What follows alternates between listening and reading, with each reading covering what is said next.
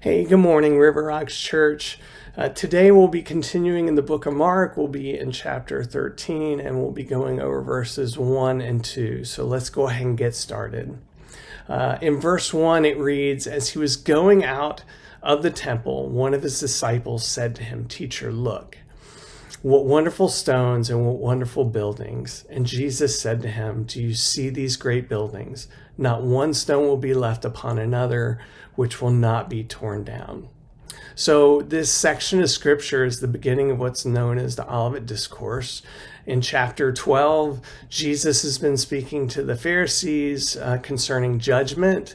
Now in chapter 13, we see an extended teaching to the disciples on the Mount of Olives.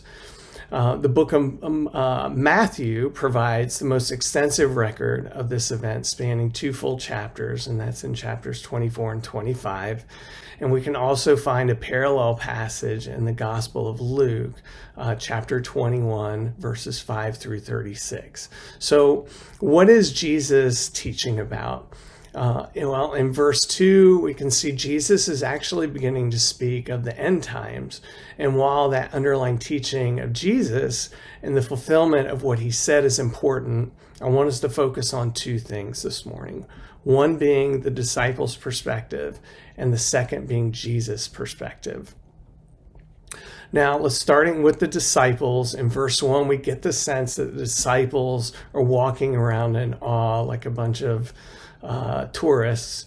And in their defense, the temple grounds were simply amazing. After being remodeled by Herod the Great, it was one of the most incredible structures in the world at that time. The temple itself measured nearly 500 yards long by 400 yards wide. And Josephus would write that the outside was covered with gold plates, that when the sun shined, it was blinding.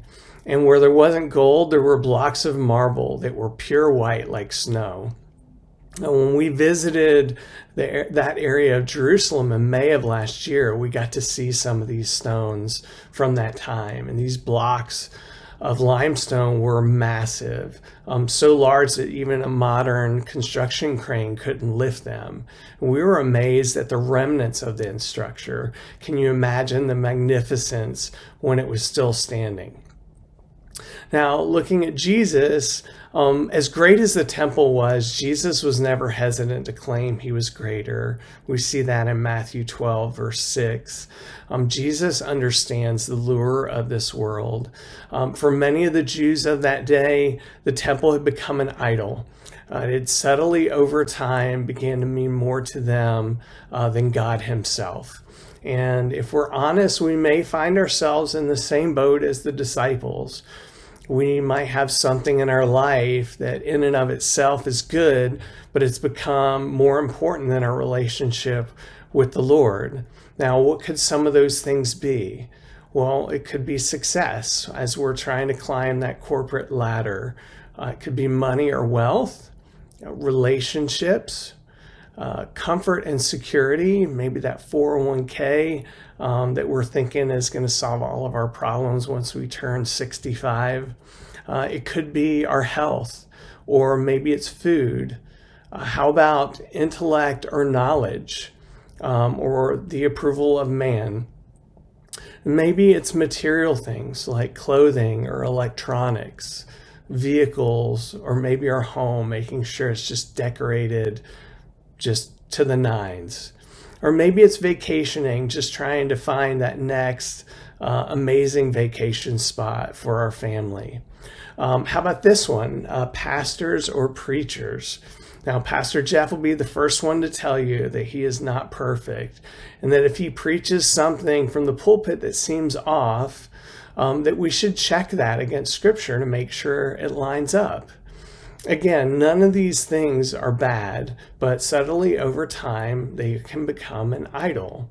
So how do we know that something has become an idol in our life? Well, first, it consumes our thoughts. It's where we spend a ton of time thinking or spending time around that one thing. Or maybe it's something that we fear losing, thinking that our life just isn't going to be great without that one thing in it.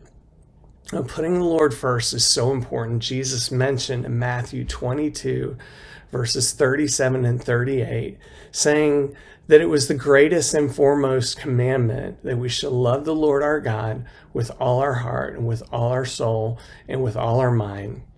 What if we're not sure that we struggle with idolatry in our life? Well, a good practice is to seek the Lord regularly about this. David in Psalm 139, verses 23 and 24 writes, "Search me, O God, and know my heart. Test me and know my anxious thoughts, pointing out anything in me that offends you, and lead me along the path of everlasting life." So here's the thing. The thing that we put in front of the Lord is eventually the thing that's going to lead us away from Him. We cannot serve two masters. We begin to drift away, and once we realize that we're off course, we can usually look back and put our finger on that one thing or that one moment that changed our trajectory. So as we close, my prayer for you is that the Lord come first before anything else, that you would allow Him to perform regular heart checks so that nothing will come between you and Him. I love y'all. I hope you have a great day, and we'll see you next time.